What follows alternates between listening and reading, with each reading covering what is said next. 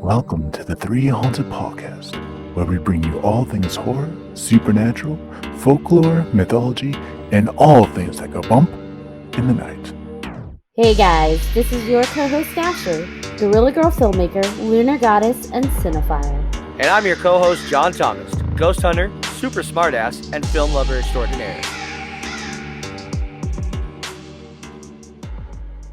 What's up, ghouls, gals, and fellow dimensional travelers?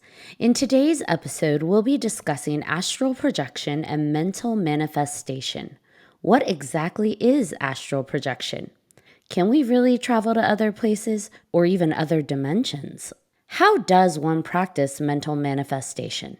Join us as we discuss these topics with two lovely returning guests. But first, a word from our network sponsor.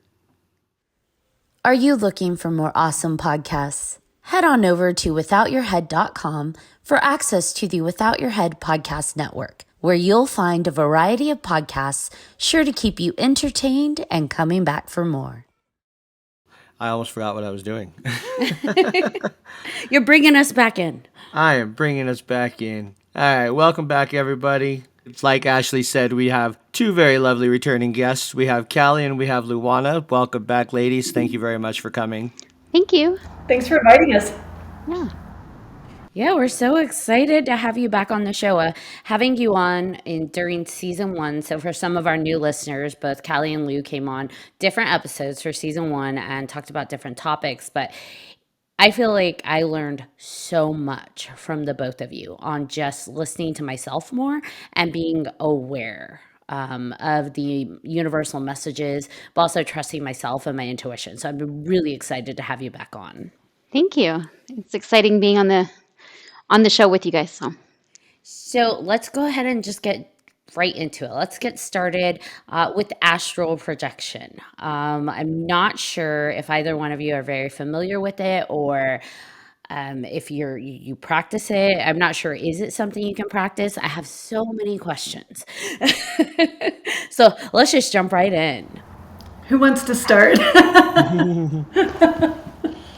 I mean, I know that I read up on it like a long time ago when I was, studying witchcraft and all that stuff. And it sounded really difficult to do, so practicing it I never really tried, and kind of bummed about it because it seems really cool and I would love to try it. Yeah, I think my experiences with it, I mean, I haven't actually, I wouldn't say that I've officially astral projected, but I've always been very curious about the topic since I was a kid, and I used to read a lot about it. And I actually tried it growing up, just with some of the books I had that I read up on. But, you hear astral projection, out-of-body experience. There's all different kinds of terms, I think, that get kind of, under the same umbrella or very close. Remote viewing is another one that I think sometimes kind of gets lumped into a very similar category. So I've interviewed people that have astral projected, but I never have myself.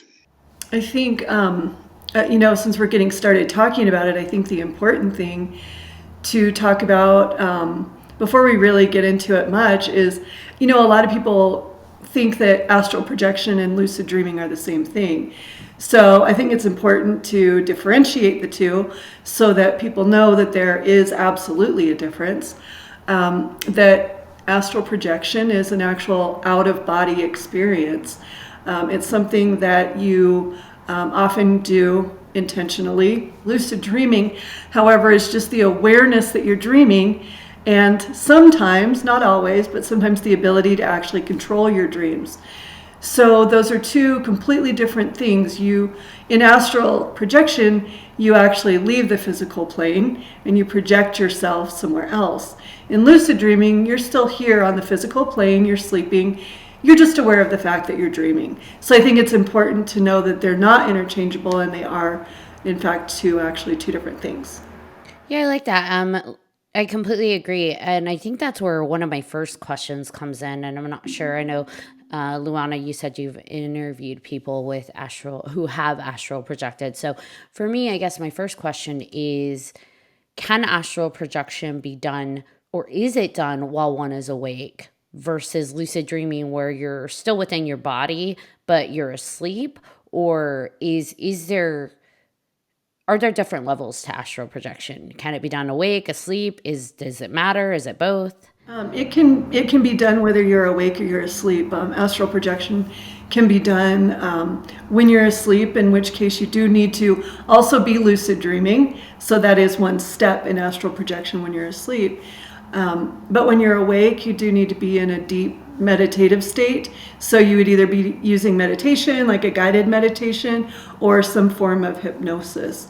So in that case, you're still awake. So. Okay, so for me, I've had an experience where I was lucid dreaming, but I felt like I was pulled into somebody else's dream. When I talked to my friend about it the next day, they had explained to me that and I didn't tell them about what I dreamt. They had been visiting this supposed haunted place up in Oregon with their brothers, and they were doing like little paranormal investigation type processes, and they were telling me what they had gone through that entire evening because they were very excited to share their stories.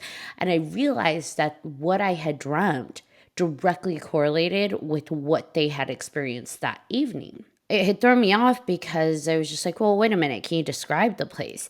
And what they were describing was different than the place that I had dreamt. But then when I described what I had dreamt, they said, well, hold on a minute. The original location had burned down and had been rebuilt to be modern and a touristy place, but the original location looked different. So they sent me pictures of the original location, which also had a completely different name, and it slips my mind the name of it. And when I saw the original pictures, I was like, oh my word, that's what I dreamt. Like, that's where I was, and everything that I was seeing was what they had gone through, but I was with them. And so I guess for me, after hearing you say that it can be done while lucid dreaming, I call it, like, when something like that happens with me, I call it going like walkabout dreaming. But like, I don't have a word for it. So I just like give words to it. But that makes me wonder, did I do something different? Is that not necessarily like a walkabout weird? That's weird. I dreamt the same thing you went through. Is that more like an astral projection type thing? I don't know.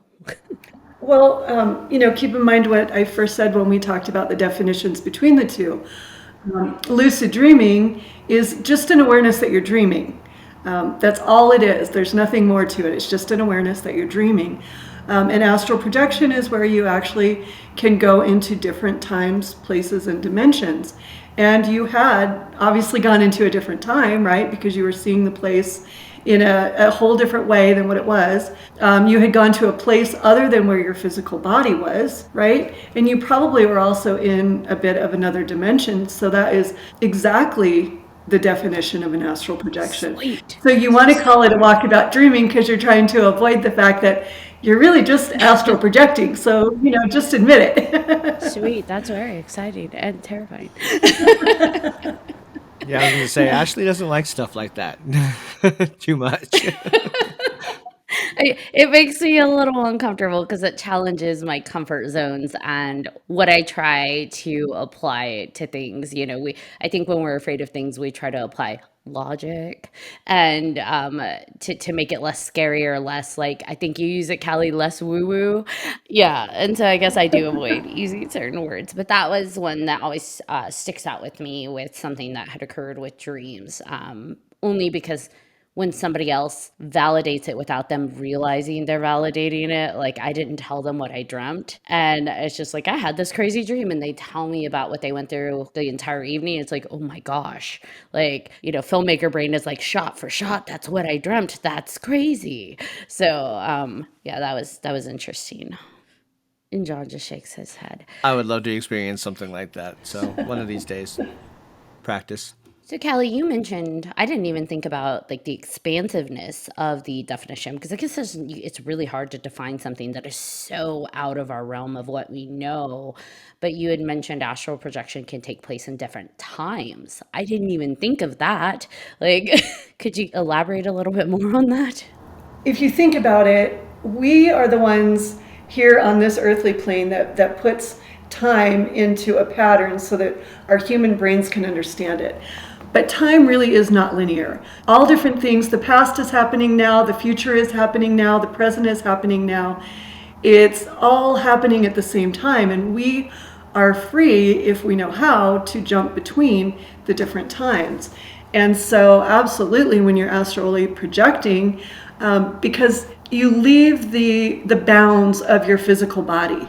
You know, what keeps us anchored here in this time, in this place, and having time being linear is the fact that we do actually occupy human bodies. And so when we get outside of those human bodies, either by meditating or being hypnotized or by deep sleep, we are able to send ourselves really anywhere that we please, the more that we practice it. So, What exactly is traveling? well, it's where your astral body takes a trip, basically. Your physical body stays put, but your astral body, which is also known as your soul, you know, if you don't want to use such a woo-woo term, let's just call it soul. Your soul takes a journey. Okay, so our soul or our astral body is traveling on and it's carrying some part of our consciousness, right? Something that identifies as us, who we are in our present memories and moments in time, I assume. How does that know to return back to that physical body? Like, and I know I'm asking a lot of questions that like we don't know necessarily answers to, but maybe you guys have a little bit more insight to it. Is how does that consciousness, once it is separated and departed from our physical body, how does it then know to reattach to that specific physical body? Well, some believe that there's what's called the silver thread, and the silver thread is what connects you to your soul. And so it's as expansive as you want it to be. That thread is not limited by any means, but it just keeps you connected to your physical body. And so the silver thread is what your soul would use to find its way back to you. Oh, neat. So it's like this metaphysical tether that keeps us connected. Yeah, but you know, tether, I get tether because that sort of gives you a reference point, but it also doesn't tether you because to me, a tether limits you, and your soul has no limits, really. It's more of just a connection. Do you know what the difference of what I'm talking about? Like why I don't like calling it a tether so much? Because to me, that means you're limited, and once you reach the end of that tether, then you can't go any further. And that's, yeah. So it's more of just a connection. Okay, that makes sense. Can you have more than one silver thread? I would imagine that you can because, again, your soul is limitless, right? The universe is limitless. Why would you have to be limited to one silver thread when it has to do with your soul? Yeah, that makes sense. Such heavy topics. I love it. Like my mind tries to I feel like it's just groping and reaching to understand, and it's a lot, but I love it. I feel like, do you ever just talk about things and you know in that moment that like this is right, this is where I'm supposed to be, this is what I'm supposed to be learning more about, this is what my brain and mind and body and soul and everything else are needing to absorb?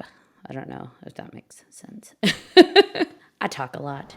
So Lou, what do you have in terms of like when we're discussing astral projection? Is there anything that fascinates you or any kind of story that just really sticks out for you when you hear about that?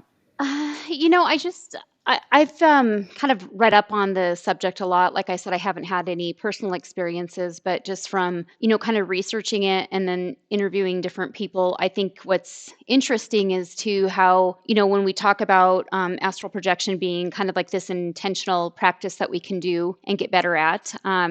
I think there's also like another side of it that sometimes forces people to have those out of body experiences. And you hear that like with like near death experience. Sometimes people will say that they, float above their body, they see their body. And so I kind of I'm kind of fascinated in the differences in each. And one seems to be more intentional practice. One seems to be non-intentional, but happens. And so I have a lot of questions about it. I mean, I think it's fascinating to understand. And I think the more that we can start researching, I mean, in general, just like the non-physical, because we focus so much on physical matter in our world. And, it's, I think anybody who's done just paranormal research in general, we end up in this category of we're trying to do scientific research, and it's not so easy when you get to the non-physical, to document things. And I think that that's really where we have to be better about acknowledging that we are more nothing than something.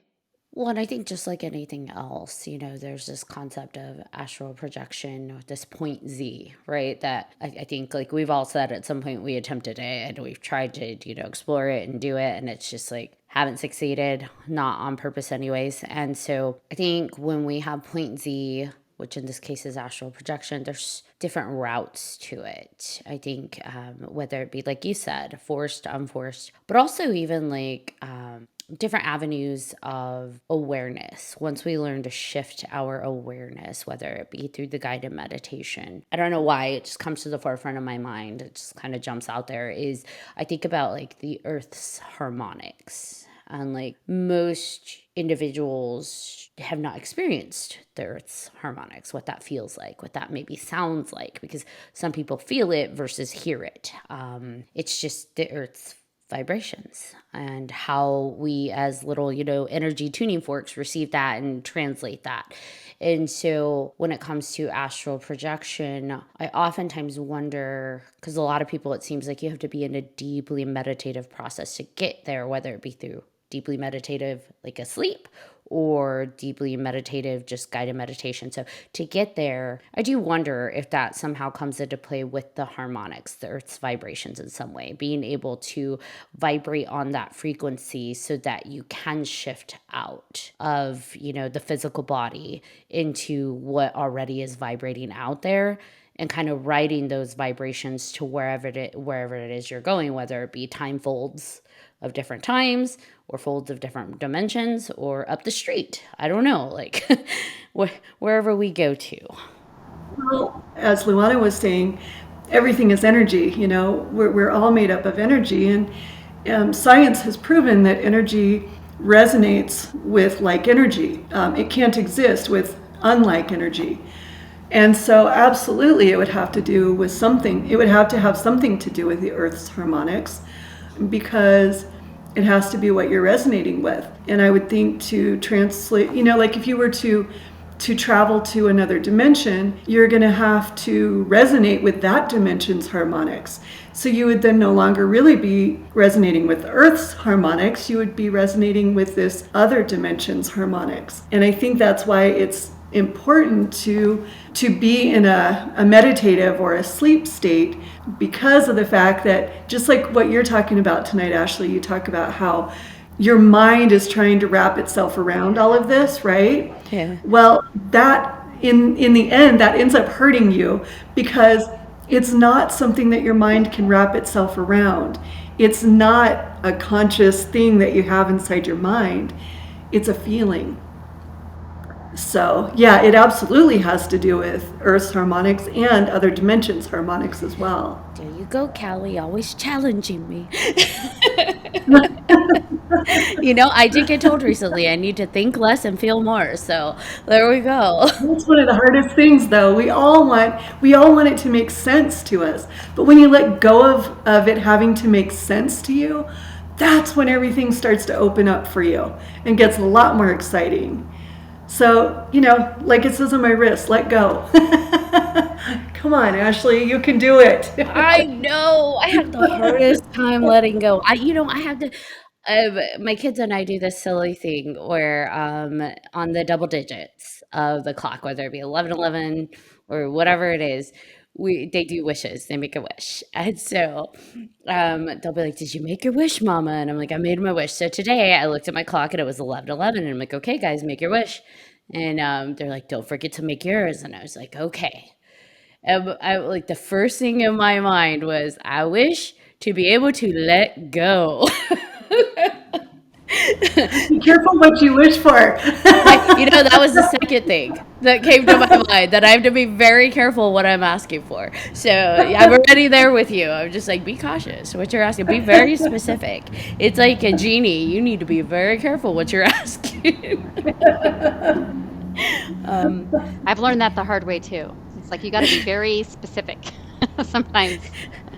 I know. On my wish, I was like, hold on. We're going to pause that. I'm going to think about what I want to let go I'll come back on that one. I'll come back to it. I hate to tell you, you've already put it out to the universe. It's too late. Dang it. Well, Deal with it. well, universe, I'm sure if something happens, it was a lesson I was supposed to learn. Absolutely. So we're talking about letting go and the mind. So let's segue in. Let's go ahead and transfer over to mental manifestation, because I think both of those things go very much hand in hand. I mean, people hear astral projection and mental manifestation. It's like, how do those go together? But to me, I think they go together a lot. It's, at least for me, being able to focus your mind, and what that focus is leads towards whatever outcome it is. But to your point, we have to be very careful of our outcomes, and also that I think letting go of expectations of outcomes. So I learned so much. So mental manifestation. This is way out of my realm, but I know this is both of your alleys. So what would you like to share about mental manifestation?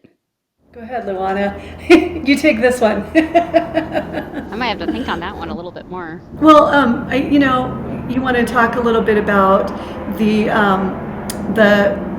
how they're related, astral projection and mental manifestation. And if you think about it, when you astrally project, you want to be careful that you are projecting yourself into a, say, good situation. So you want to set your intentions properly before you get started. Just like when you begin to manifest things in your life, you absolutely need to set your intentions, sit down, think about what you want. But then when you make a plan, don't be attached to the outcome. So focus with non-attachment. Mm-hmm. Got it. Be attached to the non-attachment, okay? Normally, me a year ago would have been like, what? But me a year later, after talking to you lovely individuals and learning more about like yogic principles, it's like that actually makes more sense to me now. It's amazing how all of these philosophies just intertwine and flow together. And all of a sudden it sounds right. And it's like, I've heard this before. I've experienced this before. And even though it doesn't necessarily fall into the places it's supposed to in your rational brain, it actually does make sense. And that's when you have finally begun the process of letting go, because you're letting go of the need for it to fall into a specific, say, pattern in your brain. You're allowing it to feel right as opposed to, making sense in your brain. I think mental manifestation, I mean, if we just break it down to its basic, not that it's a basic concept, but just breaking it down to the bare bone, it's focusing your mind and manifesting, or like the laws of attraction, manifesting what it is that you are focusing on, or taking it even a step further, even if we aren't mentally consciously focusing on something, the vibrations that we are setting ourselves to, putting that out into the universe and calling that back into ourselves. So being very aware of what level are we vibrating on, and what could that potentially bring back? Because it is a like versus like. Even if it's not the same, for example, personality, that same vibrational counterpart is potentially going to call back to us. Like off on a little tangent, I think we see that with like codependencies. It's not the same personality type, but they complement each other on that vibrational level. So it does, I think, pull that in. So where was I going with that? Well, let me tell you. I think that gets applied a lot when we look at other topics too, like the mental manifestation, vibrational energies. When we go to, like, let's say, paranormal sites or high energy sites where there may be supernatural activity, if we go in vibrating at a certain frequency or level, there may be a whole lot of ranges of vibrational energies at that location. But the one we're vibrating at, I think that's what we're going to call to us. I don't know. Is that what you've experienced? I think that the more I'm aware of vibration and how we all vibrate, our energy, I definitely feel like there's more examples that like show up in your life, and you can like really look around the things that are happening in your life sometimes, even just down to like I've tried to do like some vibration cleanup. And sometimes if I'm really low vibrationally, even when I connect with people, sometimes I'm connecting with lower vibrations. And I think that, when you talk about like paranormal research, like when I would be investigating, sometimes, it was really important to me when I formed the team that energy was and vibration was really important to me. And John, I've had this conversation with you before because it's something that I had experienced where if you're not careful, and it's kind of like Callie talked about intention, making sure that you set your intentions. But I definitely had experiences with individuals sometimes that were really, really negative or really vibrationally low. And I do feel like you attract more of that, when you're investigating sites. And so I do feel like, the more that I'm an adult and the more that I've studied energy and vibration, I definitely think you can look around your environment and see what am I vibrating at? And it's kind of a good indication. It kind of keeps me in check, and it's one of the things talk about, not being attached to the outcome. That's something I've had to learn in the last couple of years, which is a personal journey of mine, is just vibrationally things happen. And sometimes it takes you really low. And I finally am getting that letting go piece a lot more now than I used to be able to. It's really important. And I think situations or experiences that occur aren't necessarily a positive or negative. I don't think they necessarily have a vibration associated to them. I think we project sometimes our vibration onto them as like a reactivity. And so situations in life just are, right? Experiences that we encounter just are. And we place value judgments on them based on our experiences and how we internalize them. And that's not to say that as a whole, there are certain experiences that everyone we can agree on, that's not a good vibration. But in general, they just are. And I think that's where the non-attachment comes in, is coming across these situations and acknowledging that they may not be the most ideal for where we want to be vibrationally, but we can choose how we allow our vibration to be impacted by it. So like some people simplify it and say, you choose your feelings. You choose how you allow something to affect your feelings. And it's like, wow, that's an oversimplification, because some things really are just frustrating and overwhelming, and so many different things can occur. But I also think with that comes the how long we allow ourselves to stay attached to those feelings and vibrations. Kind of like you said, how low does it take us and how long do we stay in that low vibration? Mm-hmm. Yeah, getting to the next best place. Yeah, exactly. Because I think the longer we stay in those vibrations, the more we do leave ourselves open to then more things within that vibrational level of occurring or drawing in people on that vibrational level to us.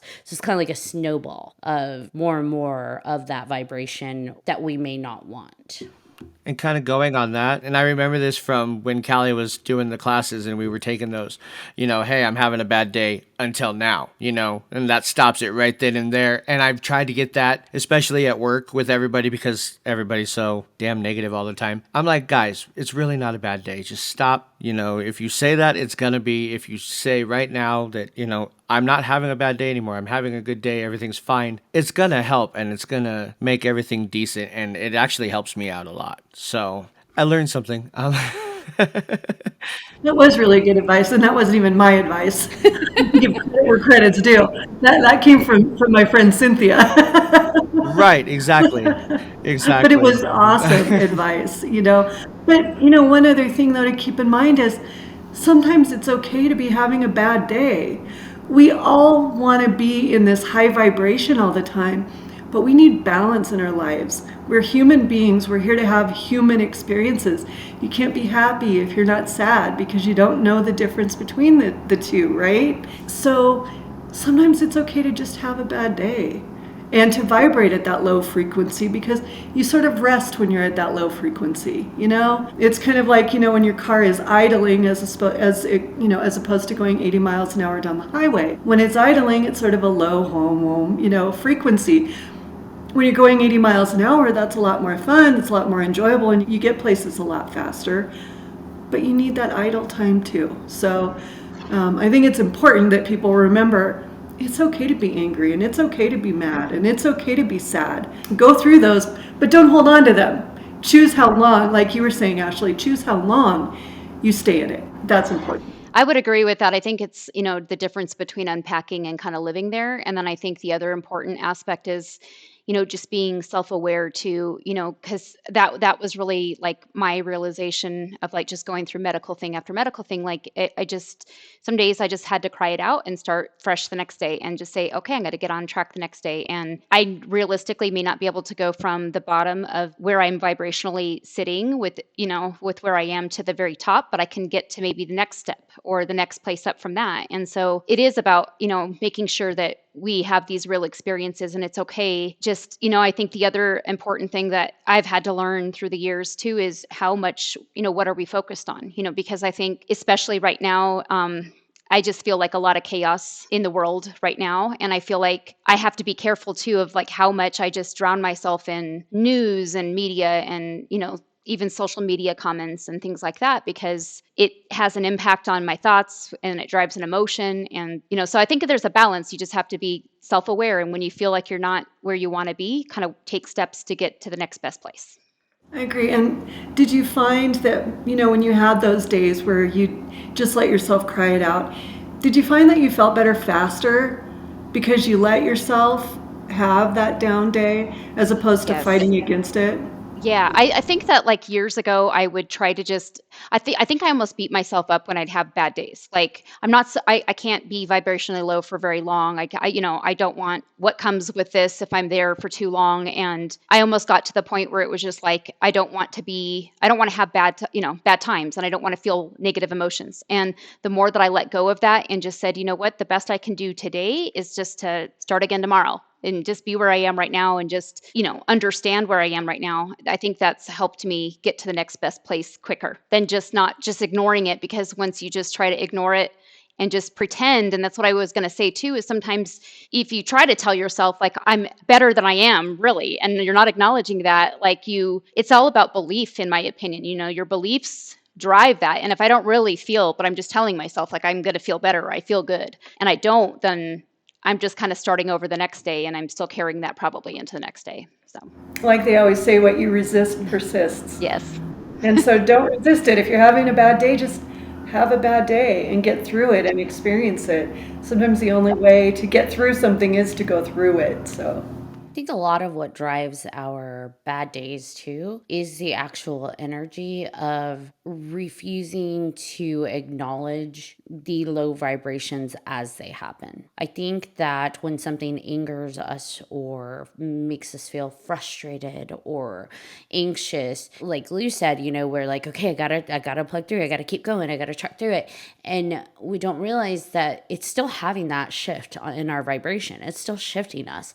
And then we're carrying that within us. And so we continue to carry it as it builds.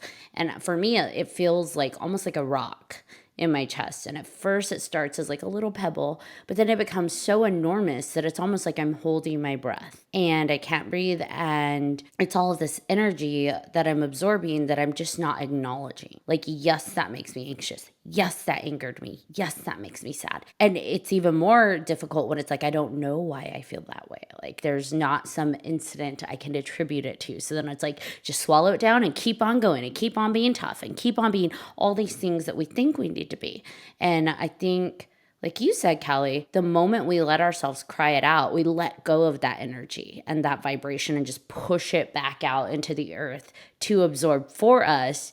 We feel phenomenally better. It's like you said, it's a reset. It's a cleansing. And it's just like, holy moly, I should have let myself cry a week ago. I should have let myself go, and curses to, the sky 2 days ago, because I feel so much better just getting that out. Which is just more reason for make sure, because this is something that I think my boys kind of felt like they're not supposed to cry, maybe like society kind of gave that impression. And I just remember telling my son about a year ago when he was going through some stuff, I'm like, just cry. It's okay to cry. Like you need to experience emotions. And so I like to say that whenever possible, I hope people, teach your kids, it doesn't matter what gender you are. It's okay to cry. It's a human response that we need to experience. It's okay. I agree. I cry like a baby sometimes, and I'm okay with that. So. Well, and Ashley, I wanted to highlight something that I don't know if you even heard yourself say, because you were talking about how you're trying to have the feelings and have the experiences that you think you're supposed to have, instead of feeling what you're feeling. Well, does that sound familiar to you at all? Because it's not about what is supposed to make sense in your brain. It's not about what you're thinking. It's about what you're feeling. You feel better when you feel, instead of trying to do what you think in this human brain. So I found that interesting that you were talking about it, and you're talking about, doing these things that you think you're supposed to do. Well, there you go. There's another reason to let go of thinking, because you feel better when you feel. And I think too, there I go thinking.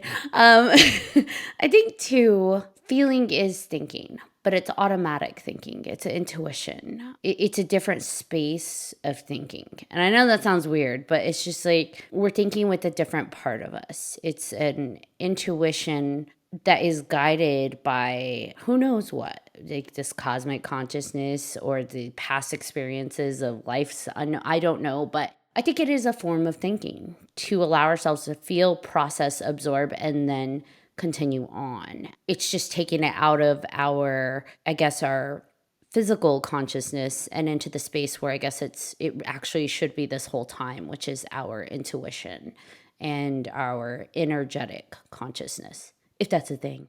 It is, and that's exactly where our astral body resides, by the way. And so astral projection, going back to that, can help you with mental manifestation, and can help you with feeling better, and it can help you with all of this stuff that we're talking about now, because that's where your intuition resides, is in your astral body. It's not in your physical body, it's in your soul. I think pop culture had a lot to do with like increased attention on astral projection and mental manifestation and things like that. Because I know when I was a kid, at least, there was a lot of sci-fi television shows that had to do with astral projection. And then there were books and articles that popped up that you shouldn't practice it alone because you could get stuck outside of your body. And when you mentioned the silver thread and that physical attachment to our body, I wonder, is it really dangerous to practice it alone? Is that something that you can just get stuck outside of your body or in another dimension or another world? Okay, well, let's go to mental manifestation, and let's go to setting your intentions. Is it dangerous? I don't know. Is that the intention that you set when you got started for it to be dangerous? Or did you set an intention that you're going to have a good experience, you're going to learn the things that you want to learn, you're going to return to your body, and everything's going to be fine? What's the intention that you set? Because that's what you're going to go out to the universe and pull back with you. But I really don't think that it's dangerous. And the reason I don't think it's dangerous is because our soul, our higher self, the universe, whatever you want to call it, is taking care of us on a regular basis. No matter how much we try to ignore it, it's taking care of us. And so I believe whether we're in our physical body or our astral body, our soul still has our back. I was just going to say something too with the research that I was kind of doing on astral projection and stuff too. Sometimes like when people would have experiences and they would start to get afraid, or they would have fear, sometimes it kind of reeled them back in. So I don't know if that's also what happens. I'm only going off of what I was researching, but that was something else that, as people started kind of panicking or, maybe weren't as comfortable, some people that are using it as like more of a spiritual practice, like I said, I think that's kind of where you're curious maybe. But if it happened, like maybe you didn't plan on something, but it happened like out of body experience with near death experience, like is kind of where I'm going.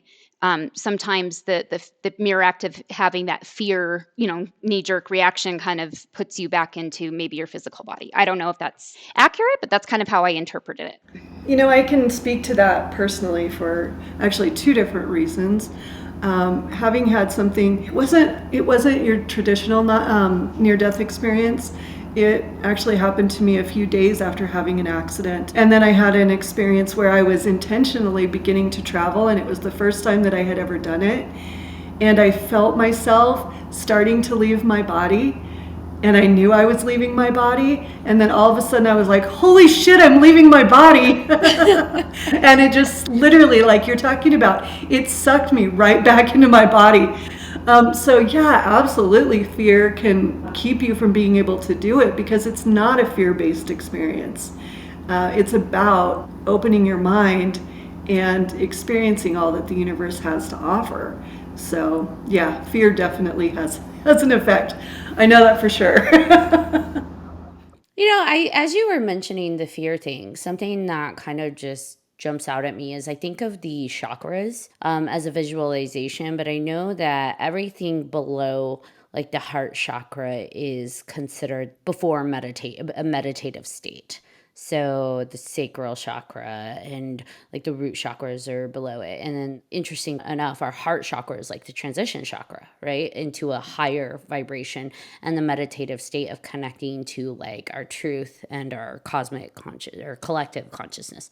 So I think about fear and where fear exists, and that's very much in the ego. That's very much below the heart chakra. And so I wonder if as we transcend into that meditative state of deep focus and mental manifestation to leave our bodies and we go into that collective consciousness, perhaps the collective consciousness is exactly where everything else folds into time, dimension, other places. It's just all one ever folding blanket or flower. I wonder if that fear or excitement of, holy shit, I'm leaving my body, is what roots us to that physical body because it's back below the meditative state. And so that's what yanks it back. So any of those feelings that are not, I don't know another word to use, but like ethereal, meditative would yank us back in, whether it's excitement, fear, anxiety, or any of those very monkey brain, or what do they call it? The serpent brain based emotions that connect us maybe to that physical body. There I go. I'm thinking too much, but I feel like I'm on the path. That, you said it perfectly. I mean, our physical body is the one that has the ego. Our astral body or our soul has no ego. And so the ego is absolutely what roots us in fear and keeps us from doing a lot of things, including astral projection. But it keeps us from experiencing a lot of amazing things. And it's absolutely the ego. So you are right on, Ashley. Yay! Yeah, I think, gosh, there's so much. And I know John's amazing and takes all of these notes for me to look at. Like, I do my own research, but he also gets some really interesting research together. And I know some of the stuff he got together on mental manifestation, it was interesting because I know the basic definition, manifestation is bringing something tangible into your life through attraction and focus or belief. But one thing I didn't realize is it says 6 signs. There are 6 signs that manifestation is close. And one of them was repeating numbers, 111, 222, 555. And I think about times in my life where I've seen repeated numbers and not paid attention. Like I pay attention enough to know, wow, I'm seeing a lot of that. That's different. But not paying attention to what's actually happening in that moment. So I thought that was interesting. Is that something that you have experienced during, your own manifestation? And Luana, you've talked about previously like universal messages. Have you seen that accompanied with repeating numbers or images or something like that? It's funny, like lately I've been seeing a lot of the repetitive numbers, so I guess I can keep you tuned in as to whether I'm on the brink of manifesting something. But I definitely think that, it goes back to our belief system, how I ask for messages and signs to show up in my life. I kind of set that intention of what I will see and what I will recognize as a message or as a sign. So I think that that's also, I think personally, my opinion is it can vary on different individuals. I don't know that it works. If there's one kind of rule that works with repetitive numbers, I think a lot of people experience it. And I think it's a way that they can recognize that kind of information. I don't know that it works for everybody, but I tend to like try to set that intention of how I want to see things show up. So that makes sense. That makes complete sense. Well, I think it's important for each person what makes you recognize the signs. So, for some people it's because they saw a feather on the ground. For some people it's that they saw a dime, that appeared out of nowhere. For other people it's repeating numbers. So, like you said, I don't think that there's one specific thing that works for everybody. It's really, the key is, it's not the repeating numbers. The key is making you pay attention and having you connect those two dots. Oh, I'm seeing repeating numbers again. And when I see repeating numbers, I'm getting a sign, because you will, after a while, if you pay attention, you'll start to recognize that pattern. That's just the universe's way of getting you to pay attention. It might send me a feather and it might send Luana a dime. You know what I mean? So it's not about what the actual sign is. It's about whether or not that triggers us to think about it. That makes sense.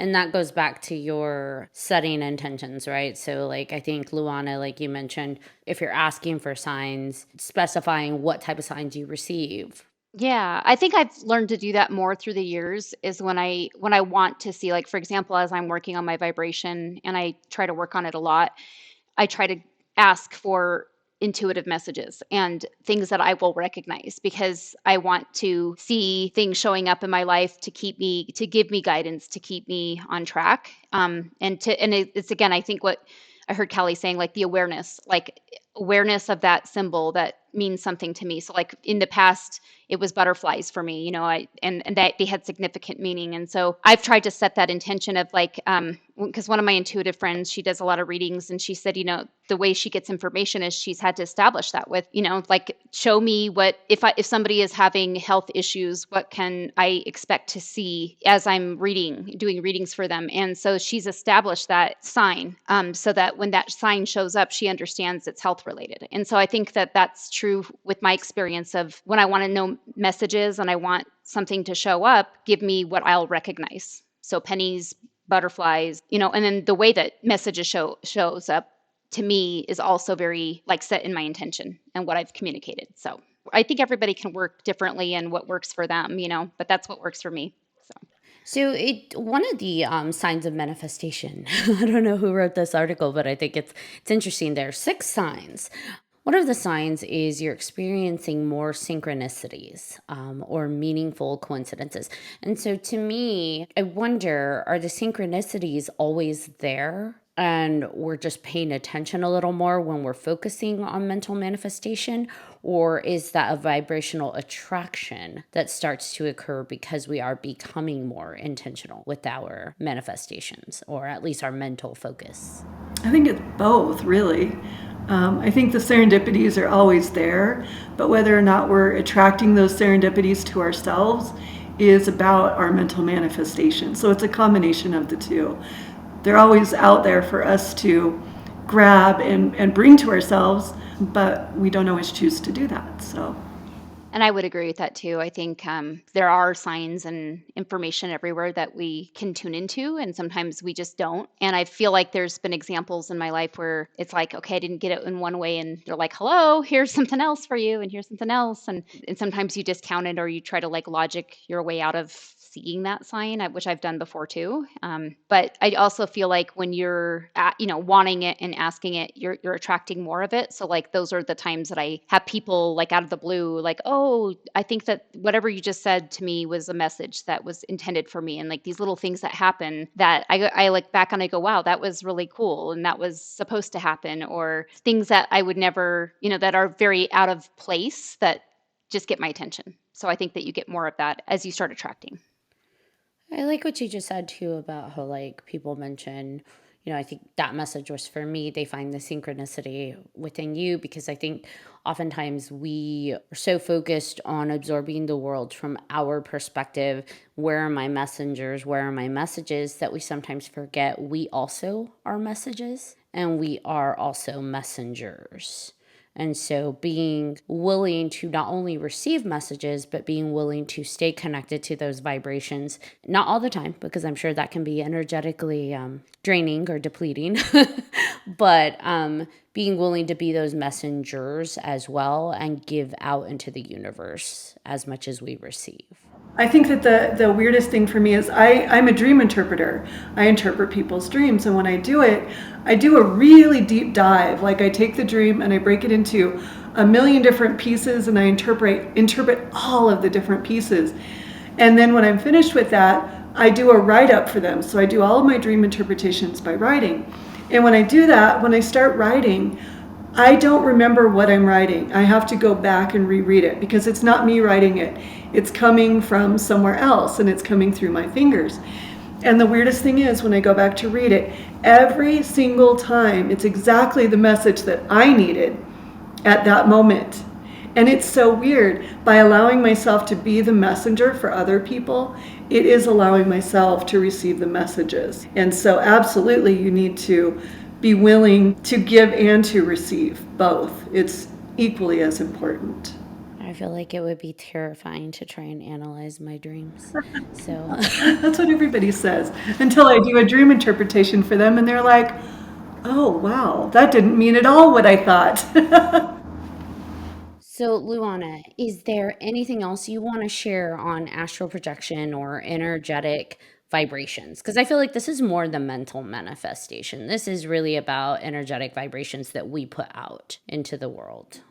No, I just think I think the main thing, and I think I've alluded to this already, but I think the main thing that I would like people to consider when they think about like astral projection and just a lot of the different topics that we've, kind of mentioned in this episode is just I think there's a lot that has to do with energy that I think people could be more aware of. And I think it's easier for some cultures to kind of, adopt the mindset of energy is important. And I think our culture sometimes doesn't always like necessarily embrace those concepts. But I think that it's something that as we could kind of let go of some of our preconceived ideas. I think this also has to do with just scientific research. I think we kind of alluded to the idea of you can't wrap your head around everything, right? Not everything can be proven. And I think that's just been my biggest, I don't know, like learning throughout my adult years is that there's so many different topics that I don't know that we'll ever be able to explain everything about it, and I look at like quantum physics and just how much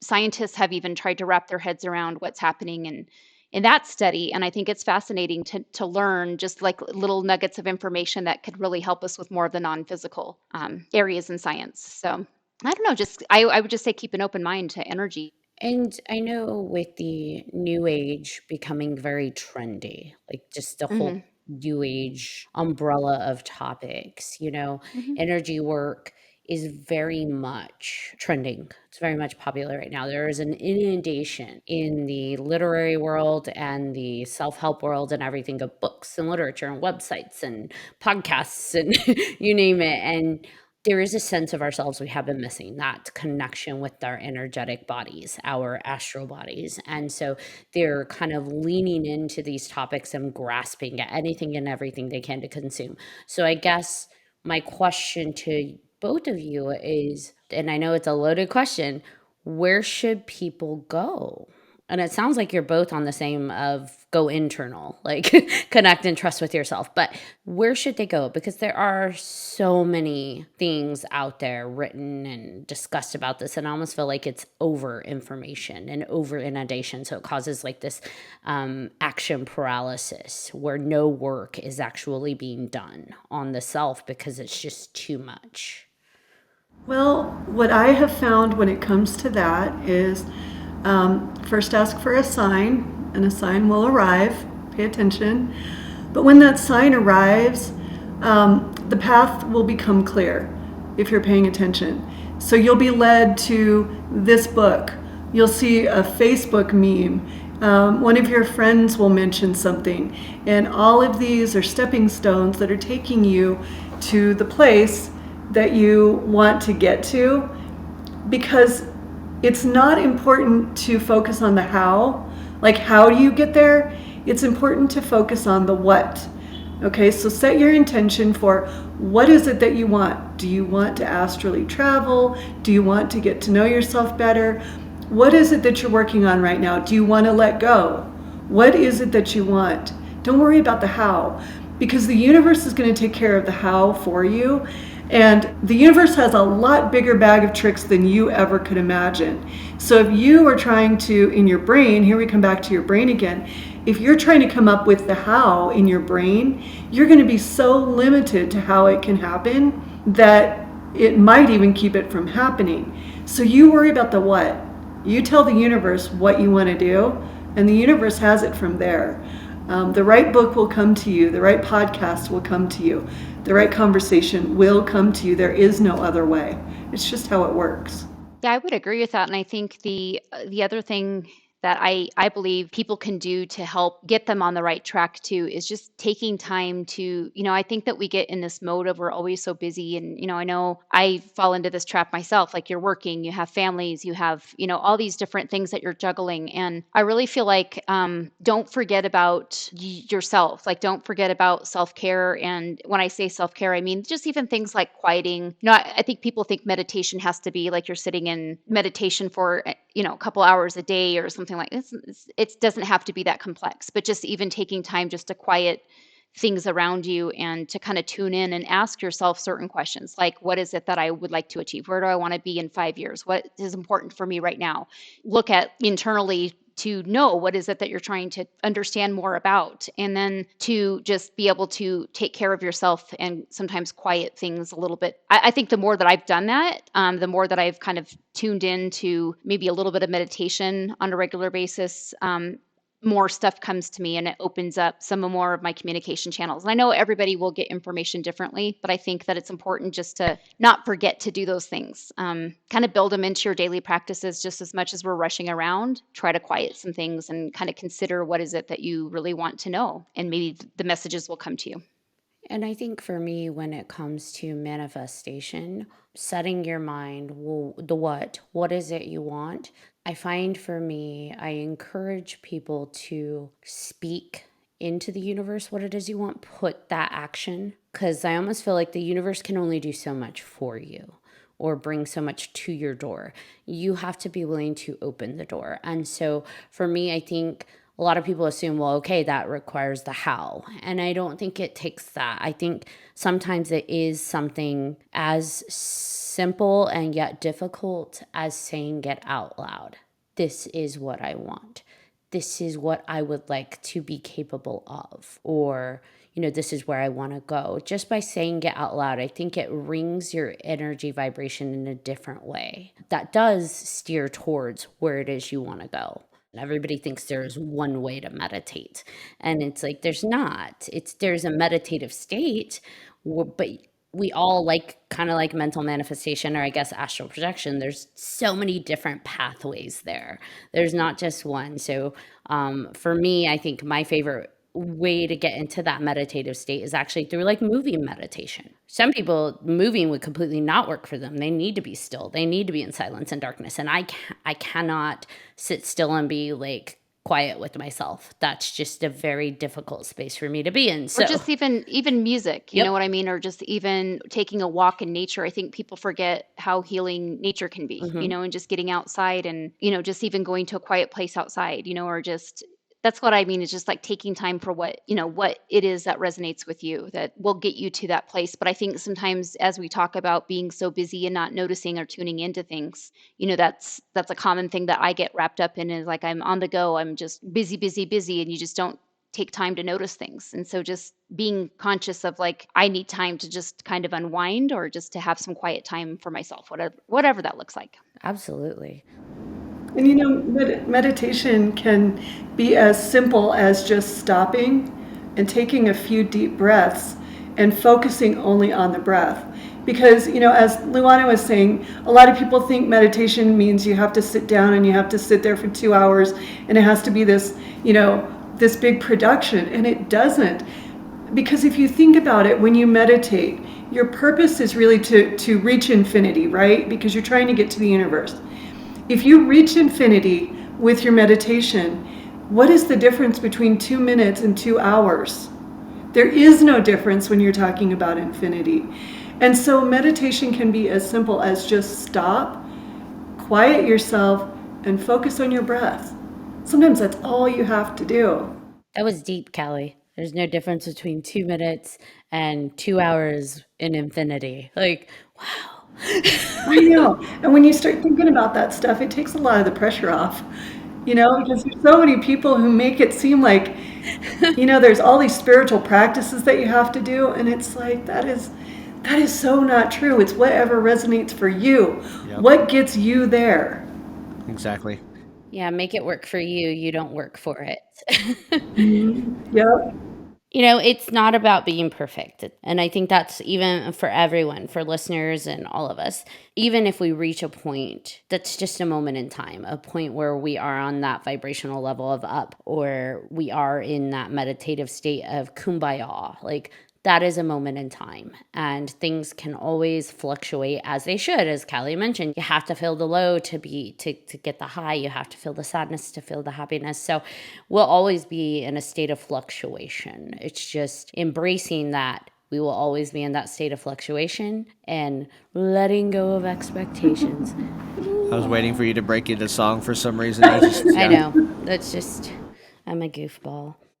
Well, I appreciate you both coming on so much. It's always a pleasure to have you on, and I hope we can convince you to come back on later in the season, because I think that the energy and awareness and messages that you bring, not just into my world, but I think to listeners, it's very much needed right now. So thank you so much for coming on to this show and being vulnerable to speak these things. As we know, the stuff that we talk about isn't always socially, status quo norm or acceptable. So thank you for coming on and being willing to be vulnerable and discuss these topics. Well, thank you for giving me the opportunity to be able to do that. I appreciate it. Yeah, thanks for the invite. I always enjoy talking about these subjects because the reality is, when I go about my day, I usually don't have people that I can talk to at a very deep level, my coworkers and things like that. These aren't topics that I can usually discuss with a lot of people. So I appreciate this opportunity. Always fun, always a blast. Like Ashley said, thank you very much. I appreciate it. Yes, thank you both so much. All right, John, bring us home. Bringing us home. But I'm already home. Just kidding. Ha ha ha. Ha ha ha ha. All right. Thank you, everybody, for tuning into this episode of 3Haunted Podcast with your host. I'm John Thomas. I'm Ashley Lunar Goddess. And thank you again to Luana and Callie. You guys are absolutely amazing. I love you both. Seriously. And to anybody out there listening, if you have any suggestions for our episodes, comments, or anything else, please email us at 3hauntedpodcast@gmail.com. And as always, we ask that if you haven't done so already, please follow us, like us on all of our socials. You don't want to miss a crazy moment with us.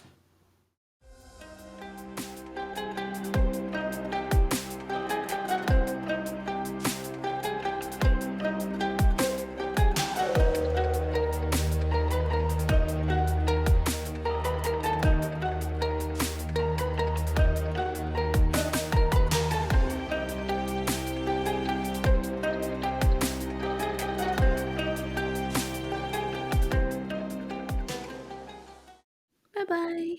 Bye.